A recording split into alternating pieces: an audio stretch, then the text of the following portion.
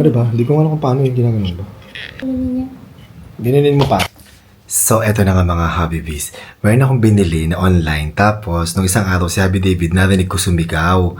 Gagamitin ko sana itong binili kong ito kay Happy David. Kaso naunahan na niya ako kasi binuksan niya yung parcel ko. Tapos, tinignan niya, sumigaw siya.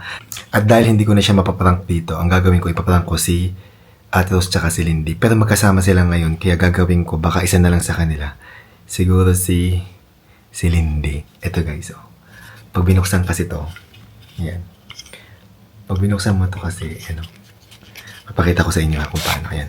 Pag binuksan mo ganyan, may lumalabas na kakamba. Ang challenge ko ngayon, paano ko ilalagay yung camera nang hindi nila napapansin na nagre-record ako. Gawan ko ng paraan.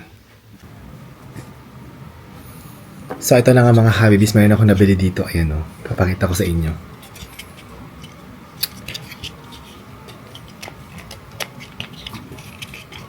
Natin kong buksan. Lindy, tulungan mo ako. Hindi ko bubuksan.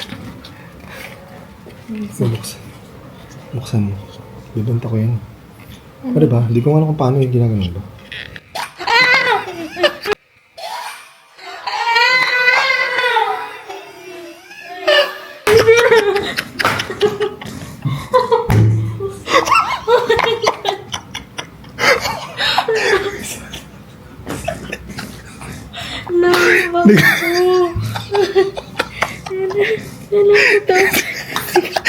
Si Ate Rose nagwawala sa labas.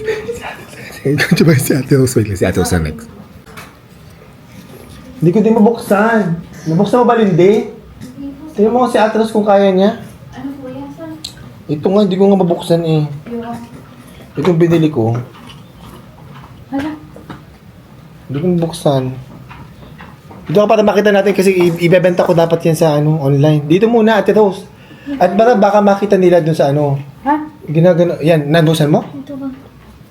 Paano ba? Kailangan pakita natin sa kung paano nabuksan kasi hindi namin mabuksan ni Lindy. Sige.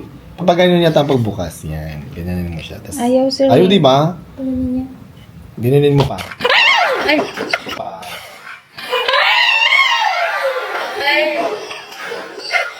Hala, sorry po. Ano po ba yun, sir?